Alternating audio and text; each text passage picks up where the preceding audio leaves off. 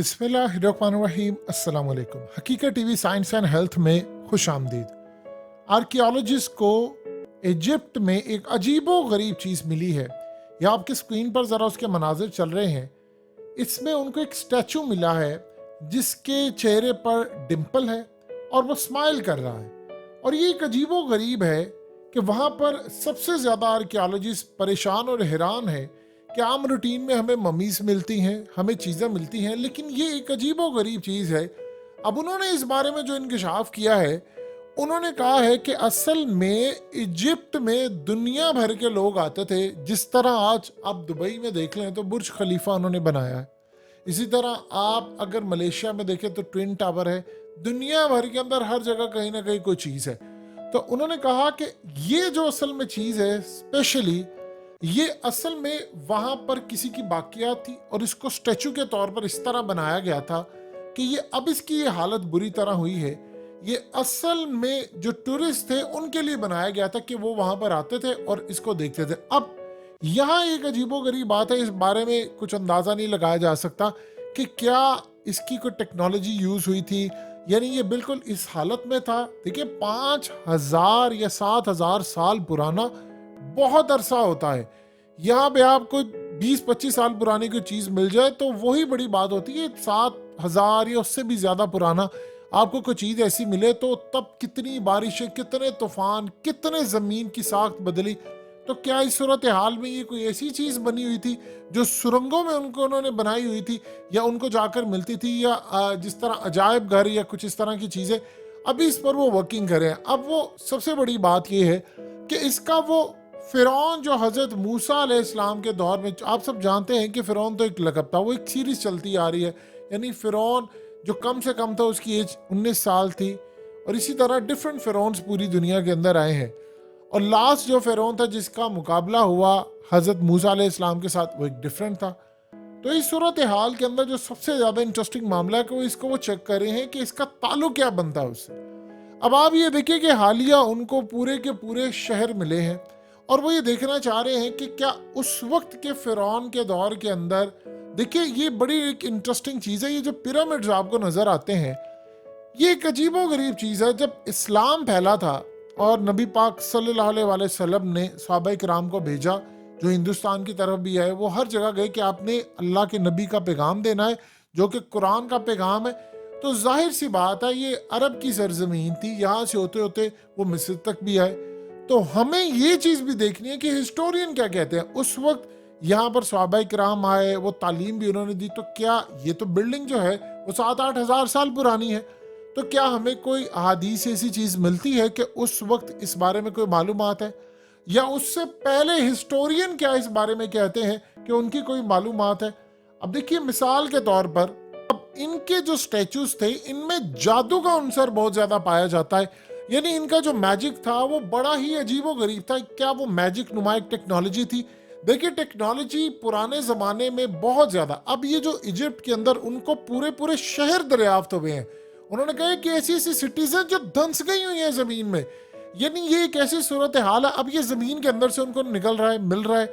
और वो कह रहे हैं कि असल में कुछ ऐसी सूरत हाल थी, ये कभी ज़मीन के अंदर तक ये दुनिया आबाद थी और उसके बाद क्या यहाँ पर जंगें हुई, तबाही हुई, कोई यानी उस वक्त की क्या टेक्नोलॉजी थी। देखिए आज मिसाल के तौर पर इंसान ऐसा कितनी तरक्की कर रही है, हम टेक्नोलॉजी की मेराज के ऊपर है यहाँ, लेकिन एटमी जंग के खतरात है। आज नहीं तो कल ही एटमी जंग हो जानी है, चाहे किसी भी मुल्क के दरमियान।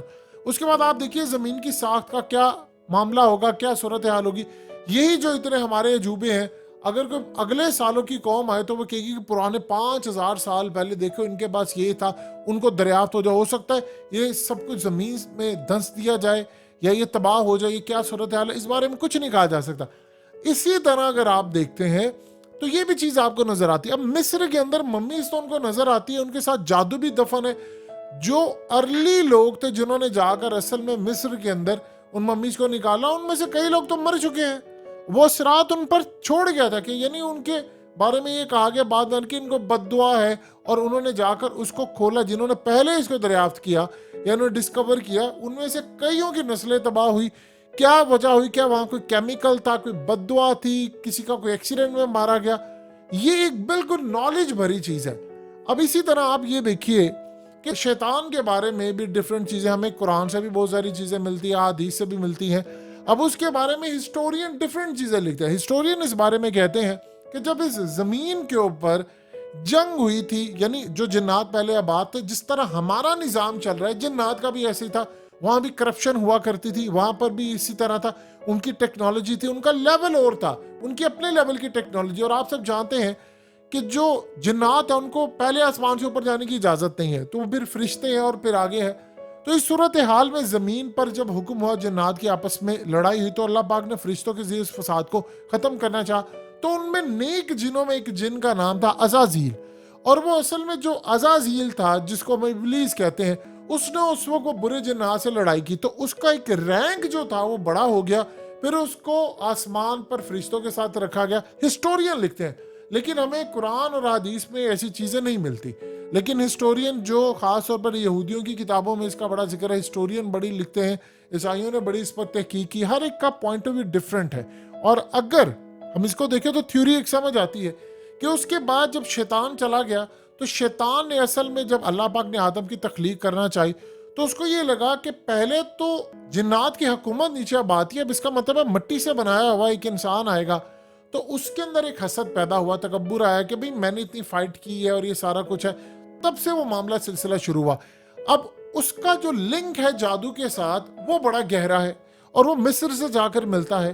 اور یہاں پر یہ کہا جاتا ہے بہت ساری چیزوں میں کہ اس وقت جو جادو تھا، میجک تھا، وہ بڑے پیک پر چلا گیا تھا، اور یہ تمام چیزیں پھر وہ جادو کے اثرات کی ہی لڑائی تھی، یا اس وقت ٹیکنالوجی جادو کے تھرو قابو ہوتی تھی یا کسی بھی طرح تھا، وہ تمام چیزیں ہمیں فائنڈ آؤٹ کرنے کی ضرورت ہے۔ اور حالات اس لیول پر تھے کہ وہاں سے ہمیں بہت ساری چیزیں ملتی ہیں کہ اس کا کنیکشن کیا بنتا ہے۔ موسیٰ علیہ السلام کے دور کے ساتھ اس فرعون نے کیا وہاں پر کوئی عجائب گھر رکھا ہوا تھا، کیا کوئی چیز تھی؟ یہ بڑی فیسینیٹنگ سٹوریز ہیں اور ہمیں اس کو فائنڈ آؤٹ کرنا ہے۔ دیکھیں بہت سارے لوگ جاتے ہیں دنیا کے اندر جا کر کام کرتے ہیں، ہمارے یہاں پر ہم نے دنیا کو کیا کہنا، دنیا کی اس سے بھی زیادہ زبردست تہذیب تو ہمارے پاس ہے۔ یہ موہنجو داڑو سندھ، یہ ہڑپا کا آپ مقام دیکھ لیں، اور آپ دیکھ لیں ہماری سائڈ کے اوپر جس طرح ٹیکسلا کے مقام پر، وہ تہذیب تو اس سے بھی زیادہ پرانی، اور ٹیکنالوجی میں اس سے زیادہ ایڈوانس۔ تو جو ڈسکوریز ہوتی جا رہی ہیں وہ ہمیں بتا رہی ہیں کہ دنیا میں ٹیکنالوجی آئی بار بار کسی اور فارم میں۔ آج ہمارے پاس گیجٹس ہے، موبائل ہے، ڈیوائسز، ہو سکتا ہے اس دور کی ٹیکنالوجی جو ہے وہ ہم سے ایڈوانس ہو، وہ صرف مائنڈ کو آپ سوچو، مائنڈ ریڈنگ والی ہو، یا مائنڈ سے آپ سگنل دیں تو یہ کام ہو جاتا ہو، یا اس وقت جو ہے وہ چیزیں اور طرح سے کنٹرول ہوتی ہو۔ تو ٹیکنالوجی ہمیشہ سے رہی ہے، لیکن فارم اس کی ڈیفرنٹ رہی ہے۔ آج آپ کے پاس ہارڈ جو کاپیز آ جاتی ہیں کتاب کی یا پڑھنے والی ہے، اسی طرح ڈیوائسز آپ کے پاس ہے، اس وقت ہو سکتا ہے کسی اور چیز سے ہو۔ تو ہمیں اس کو فائنڈ آؤٹ کرنے کی بھی ضرورت ہے، دیکھنے کی بھی ضرورت ہے کہ آرکیالوجی سب کیا کہتے ہیں۔ انفارچونیٹلی ہم نے اپنے ملک کے اندر بھی اس پر کام نہیں کیا، ورنہ بہت زیادہ ہمیں فائدہ ہوتا۔ حقیقت T V science and health کی اس ویڈیو کے نیچے کمنٹ ضرور کیجئے، اپنی رائے کا اظہار ضرور کریں، اور اس ویڈیو کو ہر جگہ شیئر کرتے ہوئے چینل کو سبسکرائب ضرور کریں۔